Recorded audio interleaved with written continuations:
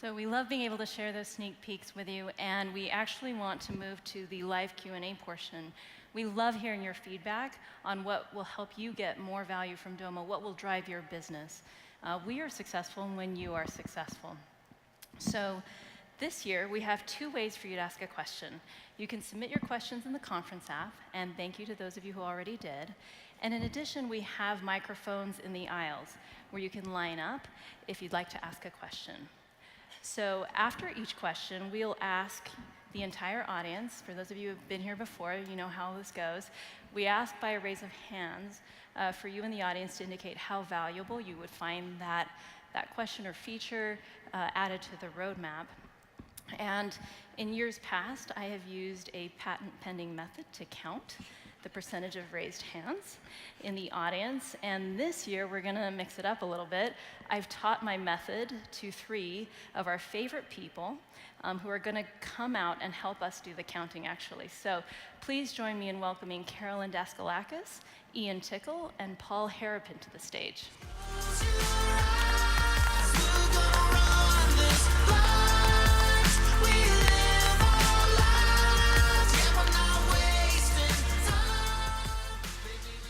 Okay, so these fine folks, after you raise your hands, they're actually going to do the counting and calculate the percentage of hands raised, and then they'll actually show you what they came up with, so that'll be entertaining to see what they each counted. Catherine, Yes. I do have one concern with the process, though, Okay. is that this is all about voting. And if anybody's read the press recently, well, my colleague here comes from the United Kingdom, and it seems voting isn't something that they're very good at. So I just wanted to call that out before we started. Haven't even started. Haven't even started. I'm going to have to get in between these two eventually. It's going to get ugly. You're looking a little bit short there, though, Paul. I know. I wonder who did that, Paul. 15-all. Right. Excellent. So our panel will be selecting the questions to be asked. They'll be posing the questions to us. We'll answer and then ask for a raise of hands. Okay, I think we'll get started, right? Let's go. You guys ready? Absolutely. Ready. Okay. First question we have from the mobile app is from Israel Hernandez from BBVA, one of our wonderful customers that we love so much. And the question is, when will we be able to grant edit permissions for more than one person, not an admin, when a card or a page is locked?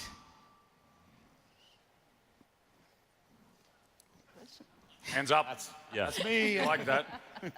I did the eye check. It was me. It's a great question, and so it's kind of a 2-part answer. The first part was what you saw me talk about on stage with my glitter friend on the other day, to get group ownership available for any asset within Domo. And then the next step for us is we have teed up a plan to release kind of a co-owner situation of cards, so that you can have more than one person have the editability of a locked down piece of content. So 2 parts, group ownership as well as editability. Right. Excellent. So Put a check by group ownership. Yeah, group ownership, we don't need to vote on because it's coming, right? that's true. So by a raise of hands, how many of you would find that valuable in unlocking your business, valuable to have on the Domo roadmap? Okay, judges, count quickly. It's hard to tell. Don't cheat. You can't wait. Cheating. Ready? Let's go. Oh, you guys are very good. You're so close. Very close, very close. Tough judge. Wonderful. Right, okay, let's go to the mics. By the way, people on this side, you are allowed to use that mic as well. You don't have to walk all the way around to come to the right-hand side of the stage, just in case you want to pop up. Right, sir, could you please tell us your name, your organization, and your request for the panel? Sure. Michael Shovelson. I'm with National MI. My question, I've been playing with certifications, and I like the basics of what I'm seeing. In my experimenting, if the data set below a card that was certified is changed, the certification does not come off the card. Is that on the roadmap? Because if the data set changes, there's no way of knowing that the card is still certified. So do you mean if the data underlying it changes or the configuration of the data set changes? If the configuration of the data set changes or something big in the data set, columns change, or I mean, the data is changing daily, Exactly, but if the configuration changes. Right. Yeah, so I think that's a great question. We thought about this in a couple of different ways. You know, as you noted, we have certified data sets. We knew we needed to add that capability, right? So we looked at the certification of content and then the certification of data sets, right, as two big pieces of the building blocks that we needed to put into the platform. The union of those, or the intersection, right, is kind of that next frontier to say, what should the logic be if you can certify the data set, and if it changes, then does it trigger, you know, an action on the content that's tied to it?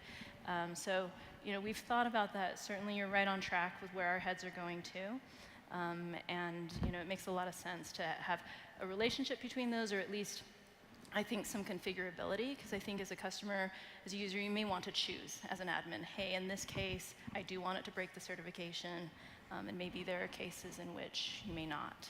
So yeah, definitely something we have on the roadmap to address. Thank you. How many of you would find that valuable or helpful to have that logic, or at least that configurability? Ooh, it's a popular one. What's that, Paul? Sorry. An abacus. We can get you one if you'd like, right? I'm sure. These guys will probably say 12. Let's see.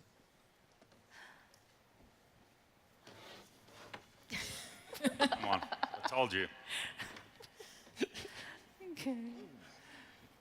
What is that? 28.5, 28, and 24.65. I just really trust The you, level of Ian. precision here is impressive. It's unsurprising this has now got competitive on the boards up here. The 0.65s was because I did see one of Ian's customers with their hand up, so I gave it a little bit extra for them. Thank you very much.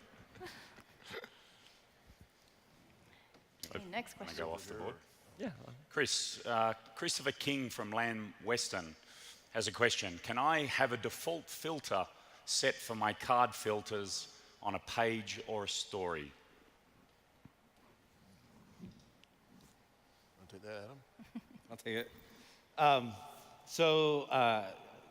Christopher, if you saw Daren's demo with the new page filters, page filter capability on the first day, first keynote, you saw kind of the first glimpse into where we're going. And yes, absolutely, we do believe that you should be able to set up the default filters, but we actually think we're going kind of one up you on that one, in that we also think you should be able to use the stuff I was showing you, the identity system, to be able to decide what default filters should apply to people when they first come in, and even get to the point where we're letting people have saved sets of default filters based on, you know, a named attribute. So you could set up 3 or 4 filters and call that like my Western view, and be able to recall that anytime, and maybe even share that with somebody. So yeah, page filters for us is, you know, we're making lots of improvements right now, but definitely not at the end of the road. Excellent. How many of you would find that valuable to have that filter support and capability? Wow, They're still going up. They're still going up. that's a lot. Going, yeah. Adam counts for 4. I'm voting. Hey, that's all up. I'm voting. I'm a follower, not a leader. Unfortunately, Chris wanted that as well, so we have to negative that out. All right. Ready? All right, 75%, 80%, and 89%. You're at 89. That guy. Dude. We're Your definitely forecast is so wrong. I know. I don't know who thought it was a good idea to have him up here. That wasn't funny. All right. Sorry. Okay, next question. Let's go to the mics. Hi, my name is Steve. I'm with Optum. One of the big ideas that came from one of our developers was the ability to dynamically change the position of cards within a collection based upon the number of hits that those individual cards have, so that instead of we, the designers or developers, trying to discern what our users may or may not find important, why not just use a simple machine learning algorithm, have a toggle, and have that thing pop so that maybe the 2 biggest position cards get the 2 most important cards based upon activity. Yeah, I like that idea. So dynamically, it's almost like the page design changes and adapts based upon popularity or usage or significance, trending, Yep. right, topics.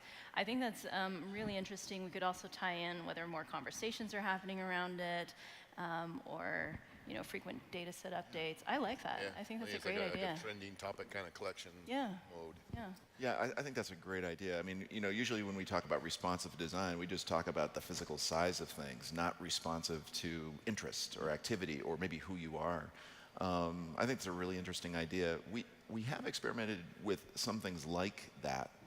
One of the challenges, and I think where it would be kind of fun to experiment, is that when something moves to the top, it tends to get more attention. So something that goes to the top will tend to stay at the top. But that's where, as you mentioned, I think bringing in a little bit more sophistication into that algorithm.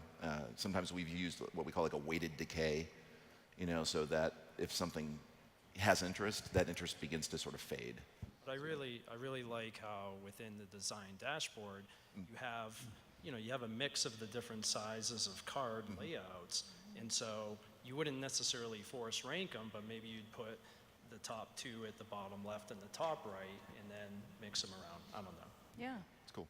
Yeah, we could. Love We it. could actually do even Can a little I ask animation. a follow-on Yeah. question? Are you trying to figure out which content is more popular, like systematically across the system, to kind of figure out what you're hitting on and what you're not hitting on for what you're presenting? And I think we all are. yeah, so that's the next question was, how many in the audience are really trying to solve that problem? How many people are trying to figure out what content is popular and what is not, so that we can kind of keep the system clean or put the right stuff in front of the right people? Fascinating. Okay. Yeah. Yeah, I love that. You guys were going to count? Or? Yeah. Adam took us off a different track there. Sorry. You guys are too far apart. We'll go in the middle and it'll net My out. view. There you go, look at that. Told you. I have trouble with votes. 50%, 50% it is. 60%, 40%. Right, that's really good. Very nice. And let's go ahead and get actually feedback on the original question, right? On Right. adaptive page design, machine learning kind of algorithms that would dynamically change positions of cards on pages. How many of you would find that helpful in achieving your business goals? Okay. Yeah, I'm just going to start with a 1, just as a little heads up there. No spoilers. One hand is one vote. Okay. Just a reminder. 15.57, 17%, and 15%. Carolyn is dialed in. Yeah. Everyone's Sorry, very mate. Precise. Bad luck. Love it. Right, let's go to the app. Ryan from CF Estate, where are you? Shout out if you're still here. Dude, There he is. we've seen this one for about 5 minutes now, but it's so long, these 2 refuse to read it. Let's go for it. Right. So, Ryan, can you create a beast mode function that returns the current user's username so we can highlight data points with particular context for the viewing user? Pause. The use case is to display competitive data points for a manager whilst highlighting data for which the manager is directly responsible. Nice question, Ryan. Yes. So, when I saw this question, I was reminded, we definitely have had a number of ideas and questions for enhancing beast modes, including the ability to have parameters. So you can have a parameter in a beast mode. And that would certainly, if we more broadly added the ability to have parameters, you could do this. But also, I was reminded, for those of you who went to our Domo app training classes, Monday and Tuesday, I was told that there was quite a cheer when it was a technique demonstrated for how you could essentially add parameters to your beast modes via Domo apps. And so certainly that is an avenue. But of course, we do recognize that we need to add some more flexibility to beast mode. I think that's a great suggestion. Yeah, love that idea. How many of you, by raise of hands, would find that useful? Expand what parameters are available in beast mode, system information as well from within the Domo. Yeah, and or system replaceable itself. parameters being available to Yeah. use them. Yeah. About 50 or so. Like, You know, if you actually say what you're writing, everybody else can hear. Talking under my breath. Okay, 52, 50, and 51. Very nice. All right. Sir. Hello, my name is Ruben, and I work at VirtuaGym. There's one thing that is very annoying in going back and forth between ETL and SQL, which is about a timestamp. So we have a lot of timestamp in our data, and we just almost always need date time instead of the timestamp in order to actually use all of the visualizations. Is it on the roadmap to have a date converter for UNIX timestamp to date time in the ETL? So instead of Unix timestamp, you're saying you want date time types of objects? Date time? So if I now have a timestamp, I'm converting it to date time either in SQL or in a beast mode, which is doable. Yeah. But I would really like to have all of the flow directly into ETL so that you can actually leverage that date time much better in your date filters and in your beast modes, because you can't do a beast mode on a beast mode.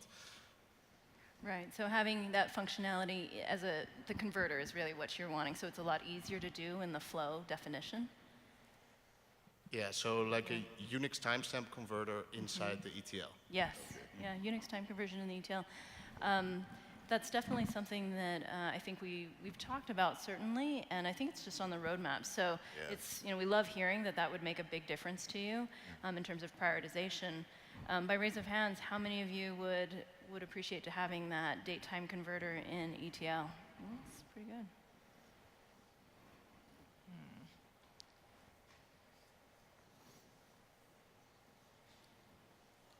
You guys need a quicker algorithm. You know that.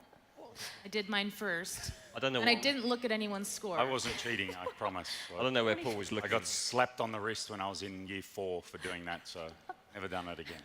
27, 32, and 38. It's good to see that algorithm you taught us is working so well, Catherine. It's harder than it looks, isn't it? It is kind of hard, actually. Okay, next question from Jack Bergerson, Barton Associates. Can we please have a run all transformations for data flows? Oh. That's probably a yes. Should we just jump to the vote, or? Yeah. Let's go to the vote. So where is Jack? Jack, you in here? Oh, over there. Yeah, so I have the question, is that something you want to do while editing, just to be able to run them all? Okay, that's what I thought. That's why everybody's clapping, because the other question didn't make any sense. All right. Yeah. And just vote? Yes. How many of you would find that valuable so that when editing, you can just run all? Run them all. Just do it. Yeah, just do it. I think we have the technology to make that happen. Yeah, we might. Oh, 90. 90, 88. Okay. You know, so many Ian's data the flow one fans dissenter. out there. Wow. It's a smart audience. Right, okay, let's go back to the app. This is actually from a partner out of the European organisation from Myogen, and it feels like we're back to Brexit already. Can you include Ireland in the custom map chart types? Trying to get out of the UK. So Yeah, we're not sure if it will be there by the time we fly home, but if it is still there, can we put Ireland in? Assuming we're still there when we get home. Assuming I can actually get home. Assuming that Ian can get home. Yeah, I mean, I think that's definitely something. We have the technology and the capability, and so I think that's a great feature request. Certainly doable, if anyone has anything else to add to that. By show of hands, how many would find that useful?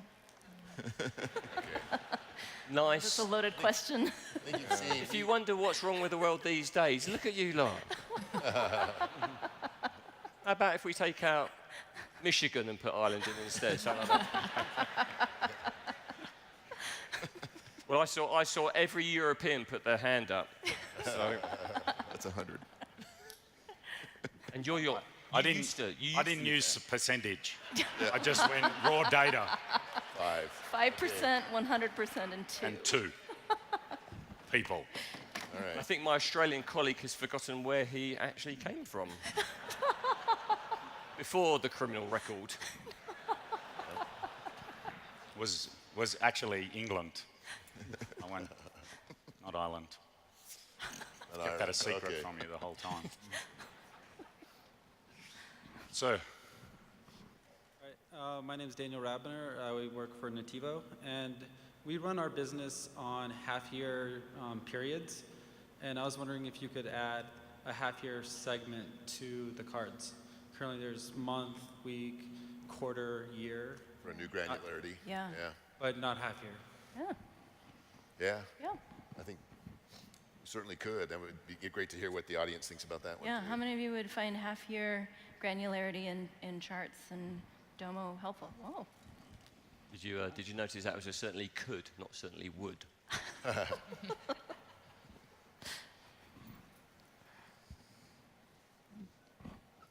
right, 2 digits. I know how to do it. Carolyn, are you peeking at theirs before you write yours? I saw that. 30, 28, 35. Very nice.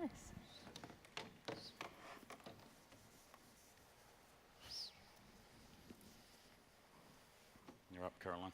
Oh, it's me? Okay, sorry.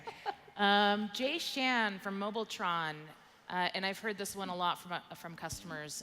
Can you enable the ability to filter for null values on cards? Null value. Oh, yes. Yeah. Null. Yes. Yeah. Yes. 27%. I would, yes, we can do that, and yes, I agree, we need. Yes, we do need to do that. By show of hands. Oh. Yeah, yeah, Let's do it. Get Let's out. do it. All right. yeah. It's like Strictly Come Dancing, Boom. this. 110. 110, Okay. 100.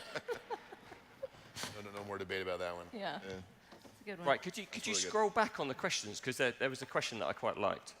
No, it was a good so. one. The It one was a right good before. question, But yeah. I had to Yeah, ask the no that's the- question. I had That's to. it.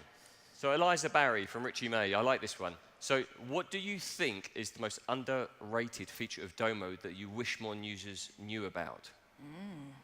I know. Just a good question. We might not vote on it, but it's a good question. I have an answer. Yeah, Okay. I think the mobile app is the most underrated feature that was mine too. Great, that's a good one. by far and away. Yeah. Yeah. Same. You're right. What that can do and the ability for what the technology that the engineering team has put into that and what it can do. Yeah, I agree. That's a good answer.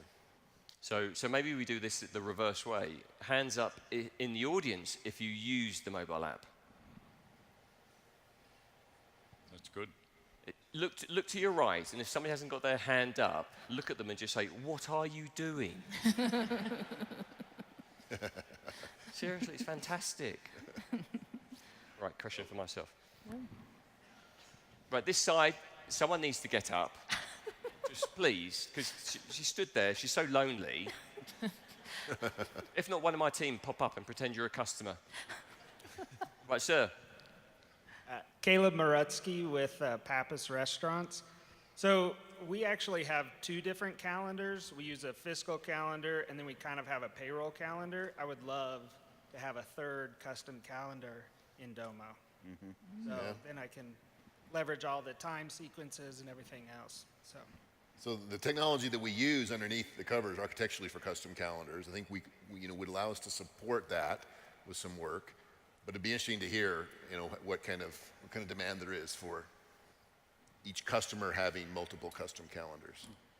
Would you want to card by card pick which type of calendar it uses? Or Yeah, page so or- as I'm selecting use fiscal, it'd be, use fiscal or other custom, Yeah, something to yeah. that effect. Because essentially I have to sort of bastardize Yeah. Right. the date field to kind of leverage the last week, previous month. Got it. It works, it's just worksy. Right. And would you lean towards one being more of the default than the other? Yeah, I mean, I think the fact that you have fiscal as Yeah. kind of either the default or just calendar. Right. I don't honestly know if anybody's ever is silly enough to have 3 calendars like we are. So I fully admit that this is a Pappas problem. But yeah, if you could solve it, it would be very helpful. That's fair. How many, by raise of hands, would find that helpful to have more than one custom calendar, multiple calendar support, let's call it? Few of you. And you're not alone. Yeah, You're not alone. Yeah, but 88% aren't there either. Just saying. What are you mumbling about over there? You just write the 2 digits, remember? That's how you do it. I had to work out what 88 was after 100, so I've got my numbers right. 15, 12, and 13. Cool. All right, we You're not alone. finally have a victim on this side. So, fantastic. Hi, Alexis Lorenz, Data Maven, and we'd like to see rank and window available in beast mode. Rank? Have it what? Thanks. Rank and window. Oh, rank and Yeah. beast mode, yes. Yeah. She also threw Data Yeah, yeah. Maven out there. Yep. What's that? She's active on Dojo. Yeah. She's really active on Dojo. Yeah, so there is a way to do rank with using window functions in beast mode, but it needs more work for sure. We definitely need to For sure needs expand more that work. library, yes. Yep. How many of you would find rank and windowing functions in beast mode valuable? Good one.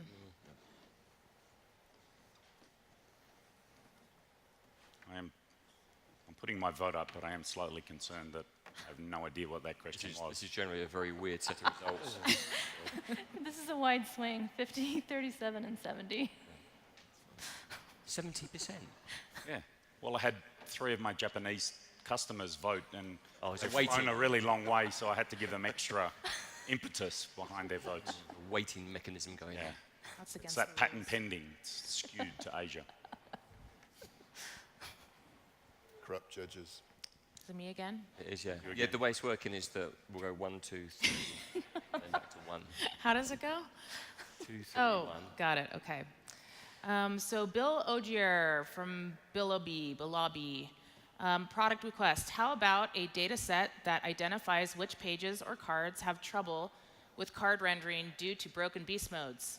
We would love to do away with the fix it button and get alerted about those issues proactively. Yeah. 2 claps. Maybe that's an extension of Domo data set. Domo data set. Yeah. On the metrics that we provide, the Domo metrics cards about usage of Domo and our administrative log data. But if a card's broken because of a broken beast mode, basically, you're wanting to get alerted on it. Yeah, I like that. Yeah. The Domo stats capability set. We've made Domo stats available because we wanted the opportunity to continue to add to it, and this is a prime candidate for adding additional data so that you can then use Domo on Domo data stats. By show of hands, how many of you would like to have beast mode challenges or issues reported in Domo stats? Good one.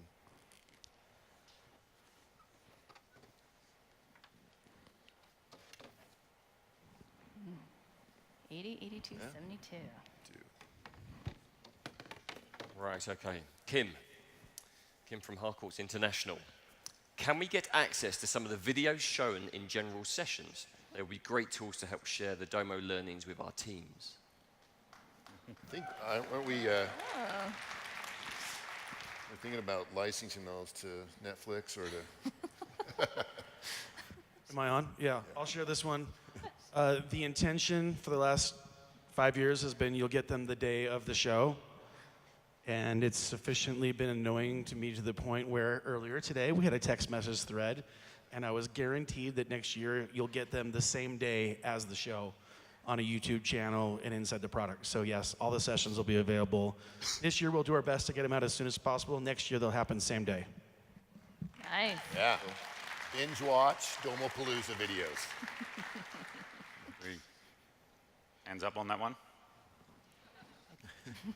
I thought Josh had a question. That was going to be an interesting conversation, wasn't it? That would have been 100% vote, yes. Yeah. Okay. That was, you got to vote. Here we go. Voting. I think it's it's got it. unanimous. We got it. Yeah, we can all write 100 That if was, you like. Kim's my customer from Australia, so that would have been 100%, just so you know. Okay. It is your question now. I know, It's I your know. turn. I was confused because suddenly we've got a rush of people from over here, but we'll go back here. Sir. Hi, Adam Bowers from Zoomies. I have two hopefully simple requests. One of them would be a random number generator in ETL or just in beast mode. And the other request would be able to change the labels when you're doing like a year-over-year comparison, because currently it just says like this year and last year, and you can't change that. And especially when you're doing like week-over-week comparisons, it's like this week versus 34 weeks ago, and that's impossible to explain to an exec sometimes. Right. Yeah, makes sense. Love both of those. Yeah. So. Yeah, totally agree. I was going to say, to add to that, when we started that feature, the period over period feature, we actively tried and tested a lot of those things, and I think maybe sometimes in the rush, some of those ideas kind of got set aside. But you're absolutely right. You know, you don't need to be translating machine speak to your executives all the time. It should just be supernatural and you know, human readable. And I think there's other places where we can really improve that. So I would say just keep those suggestions coming. I'd love to know, you know, other folks out there looking to help better translate some of these, you know, configurations that you have for your data or your charts. How many people are interested in more of that? Okay, so editability that's of the great. period over period labels. Did you just? Is that like a did you just make up another question? No. That was the He question. was asking for the second one. That was the second question. We still have to come back to the first one. It's just So confusing yeah, me. did you catch the count, or do we need to re-raise? Oh, we need to redo that. Okay. He threw me. We need to redo. Ooh, very popular. Big one. It is. Huh? It's a popular one. Okay. Very nice. Good. Is that applause for our It's writing? okay, you can clap. And then on the random number generator, are you looking to seed? Yes. Okay, yeah. So that makes a ton of sense as well. How many of you would like to have random number generators in order to seed within ETL logic? Or beast mode logic, either way, yeah.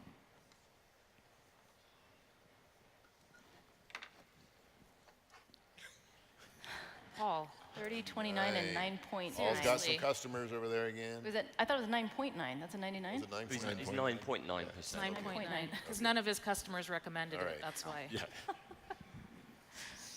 Okay, next question. I'm going to go to the mic on this side. Jordan Burke from Weave. We use Magic ETL a lot, but like for some things we have to use SQL, and it'd be great to have a block inside Magic ETL similar to Python that we can inject a little bit of SQL, but still continue with the magic part after that. Yeah. Yeah. Yeah. Totally agree. Yeah. We've been talking about that for years. I've seen little POCs that that show something similar. Yeah. Yeah. Yeah, we totally agree. I love that. I love that. Feature request for sure. Yeah. From the beginning, actually, of when we've launched these different engines, we are always thinking about intercompatibility and what would make sense. So we've been thinking about it. How many of you would find it to be useful? We've actually been prototyping it and testing it. Wow. Oh. Yeah. That doesn't surprise me. Yeah. Yeah. It really takes magic to a whole new level of what you can do with it when you have that capability. You're wrong. And you're for sure wrong, Paul.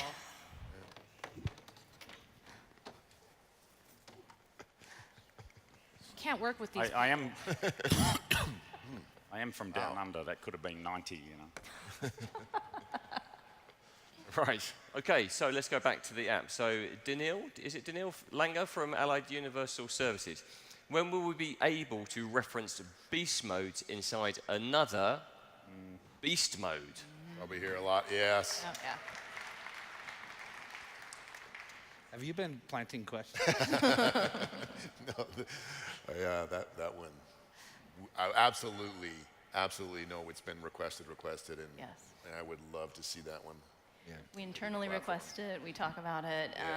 You know, we've had to do quite a bit of work on beast modes, just the management of them. They're very complex. We also know they're so integral to everything that you use. So we're being very careful as well, and we want to make sure we do it right. But, you know, totally agree. This is on the roadmap, and we love continuing to hear signal that it would be meaningful to you. So, by raise of hands, how many of you would like to be able to reference beast modes and beast modes? Good one.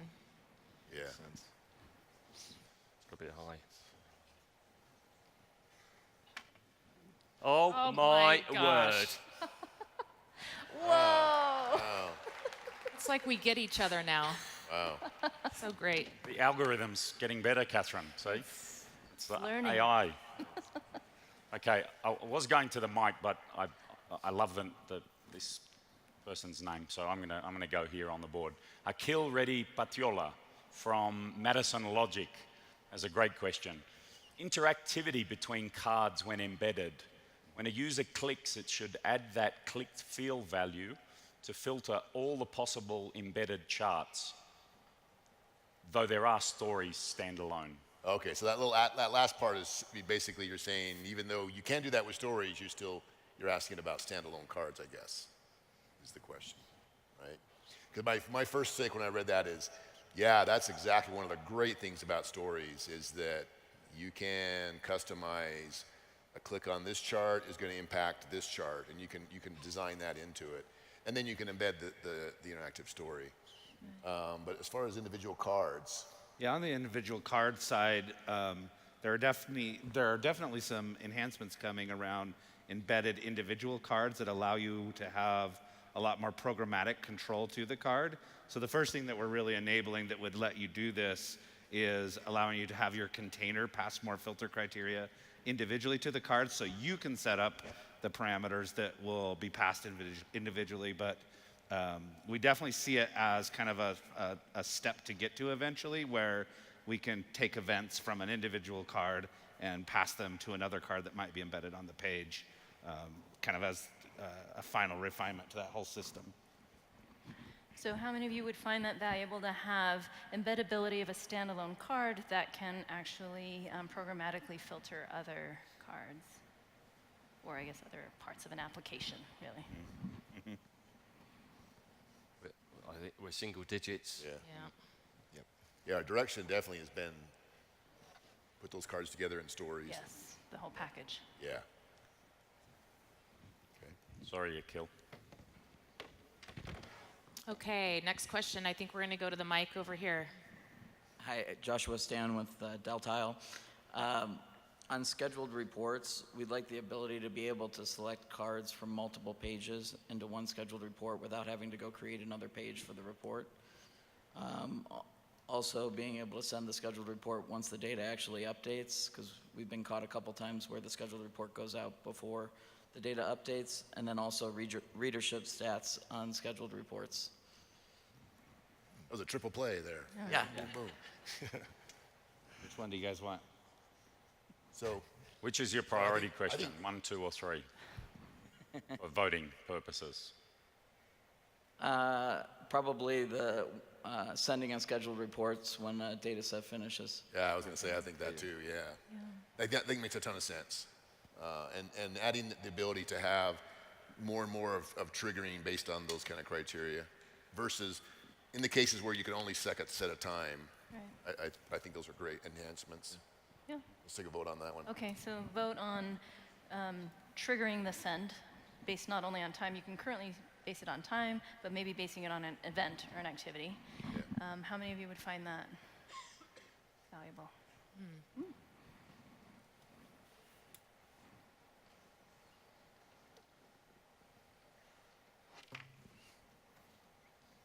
You know, I will just say, in some cases, customers have done their own version of that via some of our APIs, too. So, yeah, that's often an avenue for sure that you can go, well, Domo didn't do it yet, but look, if I do this, we can do it. So, well, also, the questions that you load into the app, the team will get to and go through later on. So, if you have a question, put it in the app. If we don't get to it today, someone will get to it and That's review true. it. That's a good call out. Yep. Sir, you have been waiting for some considerable time, and I noticed you've probably been putting questions in the app at the same time to find out which one was quicker. Is that true? No, I was fine online, but my question is about the data lineage display in the data flow. Sometimes I find it hard with data flows that flow into other data flows to really get a single look at that entire architecture. And so, if one data flow hasn't refreshed, being able to pinpoint that in one place rather than kind of going down a rabbit hole of what data flows into which flow. Is there any kind of plans to visualize the whole architecture of a data flow within multiple data flows? Does that question make sense? No. So you saw the data lineage demo first day that showed full data flows into data flows with error icons on which ones aren't up to date. I may have missed that. Fine. Never mind then. Forget the question. This one just got real easy. Yeah, that's a great question, and we absolutely should do that. And when you get the data flow lineage, or when you get the new data set lineage view that we'll be turning on later on, you will see it. Wonderful, thank you. Yeah, we made quite a bit of effort into that. Yeah. Oh. Awesome. Do we need to vote? Because that's I don't think we need to vote because it's coming. I think it's coming. Good. Yeah. All right. We're up to Nick White here. Well, we'll go. There's a few questions, but we'll go because you're keeping waiting. Sir. Hi, Jordan Willett from Midlands Carrier. I wanted to see if there's any plans to improve the beast mode editor so it'll act more like a normal SQL, like something like Sublime Text, so it does, error on line 43 instead of just saying the code doesn't work. Yeah. You don't like the treasure hunt to find Yeah, we agree. I don't think you're going to get any complaints. Yes. It's something that we've definitely known and wanted to do in our own usage as well. By raise of hands, how many would find that helpful? Oh. The good news is you have a ton of the engineering and product manager leaders here in the audience too, so we're seeing this real time. Although none of them raised their hands, I just noticed. Awesome. I'll just put a bit of advertising for my region in here. People that use beast modes want this. Okay, it's me. Let's go to the app. Nick White from Bass Pro Shops. Can we get PDP on beast modes and columns? This would allow users with PDP to see all aspects of a visualization while hiding it. Everyone shared to the card would see sales, while only those with PDP can see the net profit. Oh, okay. So so you're saying PDP policies being able to also exclude columns. I think is what you're saying, yeah. Right. Yeah, we've talked about that. Yeah. We see that as a natural extension of PDP policies. Mm-hmm. Yeah. Raise of hands. PDP on columns. I would also just say you could today create a derivative view that removes those columns. That's one way to do it until this comes. Okay. All right. Right, let's go to the mic on the left-hand side of the stage, sir. Hi, Alex Dengate from Denso. What I was wondering is if there's any ability to extend the usage of Domo web forms, so maybe potentially creating a card that allows users to do data entry into a web form. Great question. Yes. Oh, yes. I love that question. Yeah, we actually have. We've done quite a bit of work into a more full-featured web form editor that's exactly that piece. And actually, contact your Domo rep, and we can show that to you. Awesome. Thank you. Raise of hands. Data entry into Domo. Web form and a card.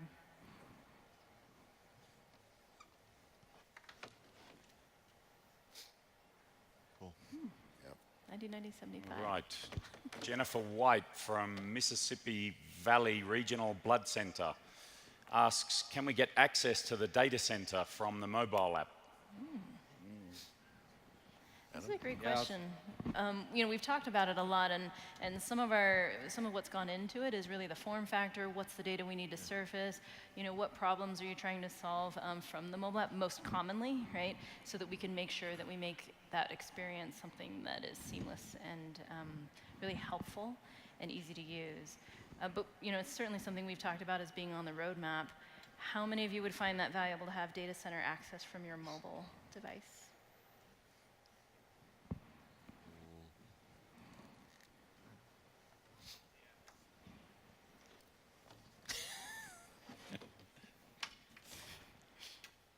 Okay. 15, 18, 12. Okay, next question. I think we're going to go to the mic over here. I'm Ryan Wilson from Build Intelligence. Can we get better integration with Buzz in data flows? Kind of what I mean is like Buzz channels tied to the data flow itself. Kind of an extension of what I'm trying to accomplish here would also might be solved with like a tile that's just text or description fields for individual tiles. We have a lot of mixed kind of expertise and teams working on data flows. Okay. And currently there's no way to actually communicate tied directly to the data flow what's going on, or maybe kind of like, interesting. Yeah. what's this crazy thing you did right here, Ryan? Like, I don't understand it, what it's going on. And I look at it, I'm like, I did that a year ago, I don't understand what's going on. So having like Buzz channels right there just to be able to say, hey, here's a thread why I did this, or have a tile description, here's what this is doing. Yeah, I like that. That would be really helpful. Cool idea. We could do the Buzz thread at the tile level and or add descriptions and almost like a log, like version control Yeah, exactly, logging. like a version control Yeah. history. Yeah. Yeah, because that's another thing we have talked about quite a bit is kind of versioning and being able to comment on changes you've made in general. And that's really kind of after the fact, after it's been up and running and it's kind of being revisited later, because some of the comments I hear occasionally are, a lot more ability to put comments into, different aspects of, data flows, beast modes, things like that. But you're more like an ability to. Oh, yeah, Adam hit a little nerve some there. interest. Okay. But you're more like just like being able to discuss the object itself. Yeah, so like, kind of put it into context, 60% of our data flows are made by our president. Wow. And a lot of the work that ends up being done is he builds it out and he's like, I have no idea how to do this one thing. And he's like, hey, can you do this? Can you do this? And he asks one of our technical team to do that, and we'll build that out. And like what'll happen is we'll build it out right then, and he'll kind of be like, oh, okay, I kind of see what's going on there. But then like maybe a month later, he'll be like, ooh, I want to add more stuff in here. And then he's like, wait, I don't know what's going on here. How can I work on this? Yeah. Okay, yeah, I think that's a great request. So how many of you would find it helpful to have either text descriptions or a Buzz channel, some way to communicate and leave commentary on your data flows? And we'll include comments, I guess, in line as well. 'Cause I think this is kind of a comprehensive challenge that you guys are stating. A number of the data flow topics are getting a lot of response here. Great. Popular one. Okay, so I think we're going to go for two more questions. I love this question from Lynn of Castle and Mortgage. Is there a library of public domain data sets that all customers can access or subscribe to? Or if not, a direct offering by Domo, could a feature be added to allow clients to do this curating in a data store? Yeah, I'll take it. Go ahead. Well, yeah, so obviously there already are some connectors in the App Store that are to public data sets, so those are in there. But our vision of kind of the growth and expansion of the Domo platform is absolutely to include a data marketplace. And I've talked to actually a few customers while I've been here who very specifically have need to use that as an exchange to syndicate their data out to their customers. So it's definitely on the roadmap for us. Yeah. Just to build on what Adam was saying, if some of you were at the IoT demonstration yesterday with Jay, part of the IoT offering is to build, with a single click, the ability to display public data sets in there. Just because they're free doesn't mean they're always easily accessible or they're in the form that you can visualize easily. So I'm glad this is coming up. That's a great way to add value to what you're doing. So by show of hands, public data sets or the ability to make data sets available in some sort of data mart experience.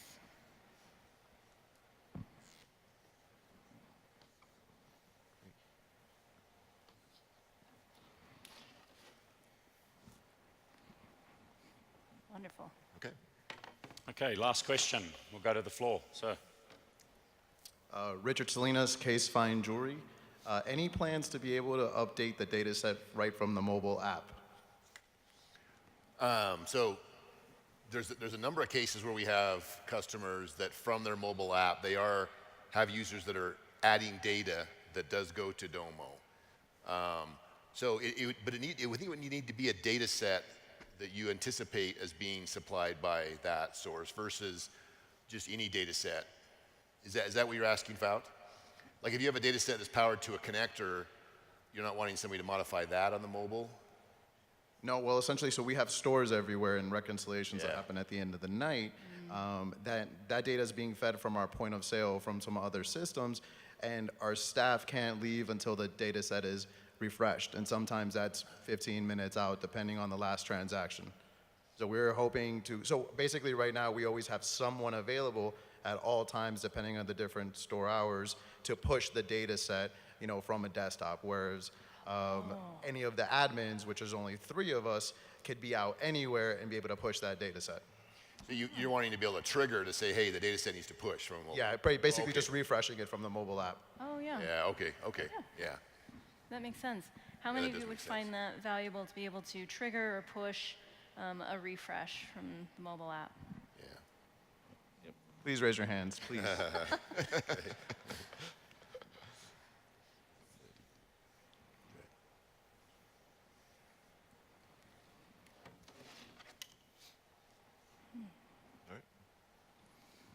Wonderful. We will, of course, review all the remaining questions if you did submit them into the app. We're going to take the time to review those, and we will follow up with you on the answers there. In closing, I think we wanted to make sure that we reminded you that we hear feedback year-round from you. We love this session. It's one of our most favorite sessions, of course, and we hope that you enjoy it. But we do listen year-round, and we want to hear from you. So certainly in the Domo product, there's a product feedback link where we want you to submit that feedback. We read each one of those. Yeah, they all come to us. Yeah. Yep, So we read every single one of them. A product manager is always reviewing and then responding. So that signal's really important to us, and we want you to engage with us in that way. And in closing, we want you to know just how much we love you. We love our customers. This is the strongest and most passionate product and engineering team I've ever had the chance to work with in my career. I'm incredibly proud of what they bring every day to work, and they know your names, they know your stories, and they care so intensely about your success. And so we take your success personally, and we love what we're building together. It's a journey we're taking together. And so thank you so much, and we will see you next year.